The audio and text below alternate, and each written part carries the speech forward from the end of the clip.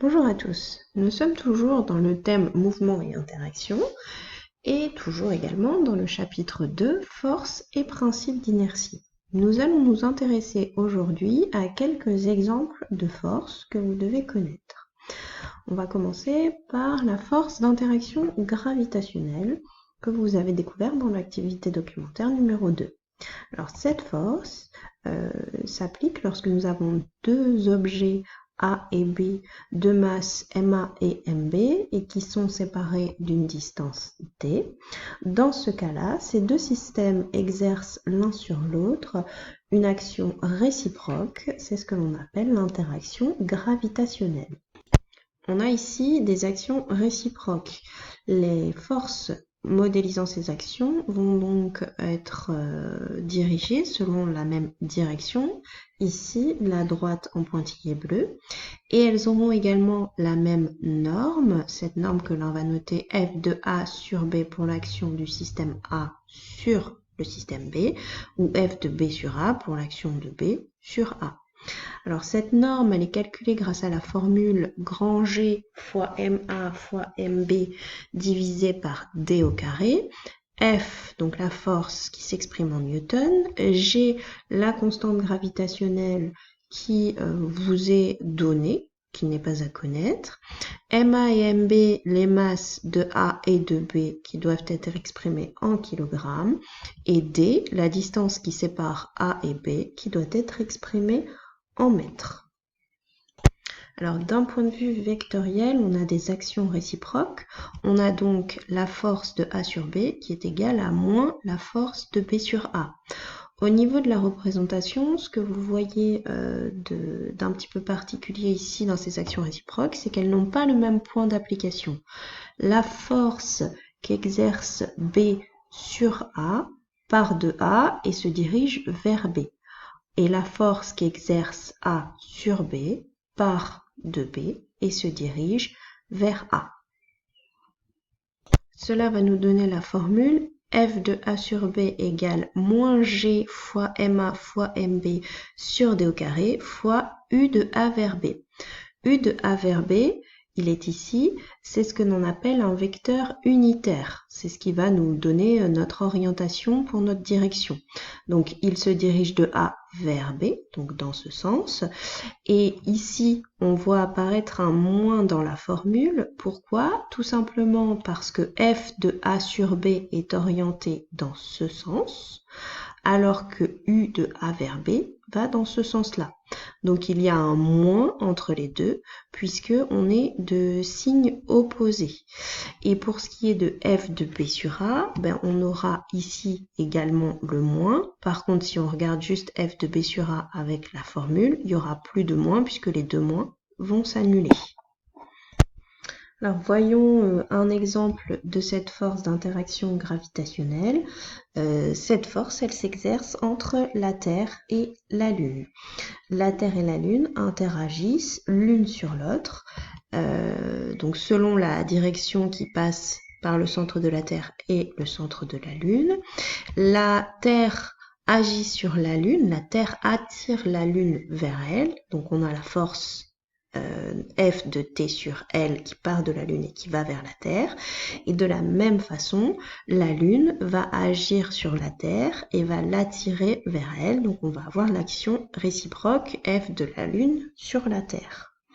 Alors c'est vrai qu'on peut avoir l'impression que la Lune n'agit pas sur la Terre, mais en réalité si, c'est simplement que cette force va être négligeable pour la Terre alors qu'elle a un réel effet sur le mouvement de la Lune. De la même façon, nous sur Terre, nous sommes en interaction donc avec la planète Terre, elle nous attire. Nous l'attirons également, sauf que l'attraction que nous appliquons à la Terre est complètement négligeable. Passons maintenant à un autre exemple de force que vous devez savoir caractériser, le poids. Donc pour ça, on va prendre un exemple, un homme qui fait de la chute libre. Alors, notre système a une masse m et il se trouve à proximité d'un astre. Il subit donc l'attraction de cet astre. Cette attraction, au voisinage de l'astre, peut être assimilée au poids. Donc, l'action que va exercer l'astre, ici c'est la Terre, sur cet homme, H, va donc être à peu près égale, assimilable en tout cas, au poids. Donc, cette force poids qui s'applique sur notre système, donc que je note H, a toujours une direction qui est à la verticale du lieu. Le sens est toujours dirigé vers le centre de l'astre qui attire, donc ici vers le bas. On obtient sa norme grâce à la formule P égale M fois G, avec P donc le poids en newton, M la masse en kilogrammes et G l'intensité de pesanteur de l'astre en newton par kilogramme. Alors ce petit G, il va dépendre de l'astre sur lequel on se trouve, puisque ce petit G est relié à l'interaction gravitationnelle, donc il va être lié à la masse de l'astre ainsi qu'à son rayon. Donc petit g va être différent sur chaque planète.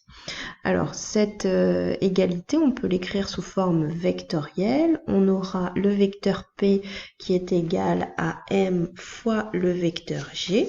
Le vecteur G qui apparaît ici, qui correspond au vecteur du champ de pesanteur, c'est-à-dire au vecteur qui va représenter tout autour de l'astre l'attraction que celui-ci applique aux objets autour de lui.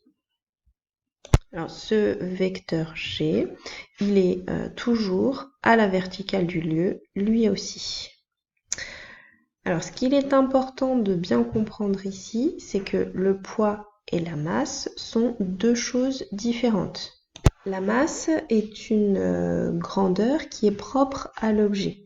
Elle s'exprime en kilogrammes et elle est la même où que se trouve l'objet, que ce soit sur Terre, sur la Lune, peu importe, l'objet a toujours la même masse. Le poids, quant à lui, c'est une force, ça représente la force d'attraction de l'astre sur lequel se trouve l'objet. Le poids va donc dépendre de là où se trouve l'objet. Passons maintenant à un troisième exemple de force que vous devez savoir caractériser, c'est la force exercée par un support. Prenons le cas de ce livre posé sur une table. Notre système d'étude, ici, c'est le livre. Il va subir l'action du support, et cette action du support, donc ici notre support, c'est la table, c'est ce que l'on appelle la réaction du support. La direction du vecteur réaction est toujours perpendiculaire au support. Donc ici, pour notre exemple, on est à la verticale. Le sens du vecteur va toujours du support vers le système. Donc ici, de la table vers le livre, on a donc un vecteur R pour réaction qui part vers le haut. La norme de ce vecteur, elle va toujours être fonction de la valeur de la force R. Si on prend un autre exemple, ici un skieur qui est en train de descendre le long de la piste. La direction de la réaction va encore une fois être perpendiculaire au support. Donc ici notre support c'est la piste, donc la direction est perpendiculaire à la piste. Et on va du support vers l'objet, donc de la piste vers le skieur. On a donc un vecteur réaction qui va plutôt vers le haut. Alors, le dernier exemple de force que vous devez savoir caractériser, c'est la force exercée par un fil. On va ici prendre l'exemple d'un pendule. Ici, notre pendule, donc notre objet va être la bille au bout du pendule. La force que va exercer le fil sur la bille, c'est ce que l'on appelle la tension. Elle est dirigée selon le fil, donc ça va suivre le fil et elle part de la bille et remonte le long du fil. On la note donc grand T pour le terme tension. Voilà, c'est tout pour aujourd'hui. Merci et à bientôt.